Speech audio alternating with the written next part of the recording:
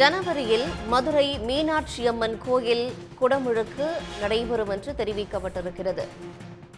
விவரங்களோடு செய்தியாளர் ரஃபீக் ராஜா இருக்கிறார். ரஃபீக் ராஜா, முழுமையான தகவல்களை.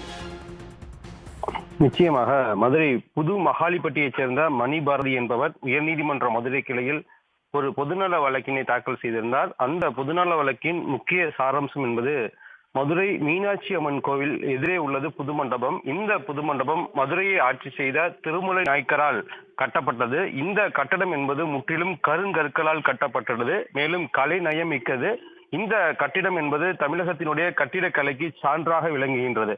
இந்நிலையில் இந்த புது மண்டபத்தில் பல்வேறு சிற்பங்கள் உடைந்த நிலையில் உள்ளன. மேலும் இங்கு செயல்பட்டு வந்த 300க்கும் மேற்பட்ட வணிக கட்டிடங்கள் தற்போது மாநகராட்சியால் புது கட்டிடத்திற்கு மாற்றப்பட்டுள்ளது. இதனால் இது பொதுமக்கள் பார்வைக்கு காண்பிக்கப்படாமல் தற்போது மூடி வைக்கப்பட்டுள்ளது. எனவே தொல்லியல் ஆய்வாளர் சாந்தலிங்கம் அளித்த அறிக்கையின் அடிப்படையில் பழமை மாறாமல் புது மண்டபத்தை மறுசீரமைப்பு செய்து உடனடியாக பொதுமக்கள் சுற்றுலா பயணிகளின் பார்வைக்கு அனுமதிக்க வேண்டும் என்றுதான் மனு தாக்கல் செய்திருந்தார். அந்த மனு ஏற்கனவே விசாரணைக்கு வந்திருந்த போது அரசு தரப்பில் பதில் மனு தாக்கல் செய்ய நீதிமன்றம் உத்தரவு பிறப்பித்திருந்தது.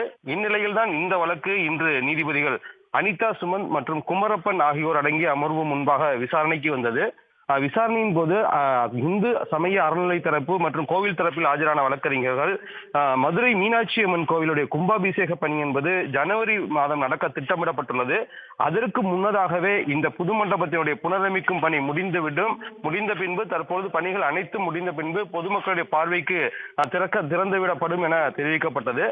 அப்பொழுதுதான் இதனை பதிவு செய்த நீதிபதிகள் தான் மதுரை மீனாட்சி அம்மன் கோவில் கும்பாபிஷேகம் ஜனவரி மாதம் வருவதாக கூறுகிறீர்கள். அதற்கு முன்னதாக, அதாவது டிசம்பர் மாதமே இந்த பணிகள் அனைத்தும் முடிக்கப்படுமா? மேலும் பணிகள் முடிந்தவுடன் பொதுமக்கள் பக்தர்கள் சுற்றுலா பயணிகள் பார்வைக்கு அனுமதிக்கப்படுமா என்பது குறித்து அரசு தரப்பில் அறிக்கை தாக்கல் செய்ய உத்தரவிட்டு வழக்கு விசாரணை என்பதை ஒத்திவைக்கப்பட்டுள்ளது.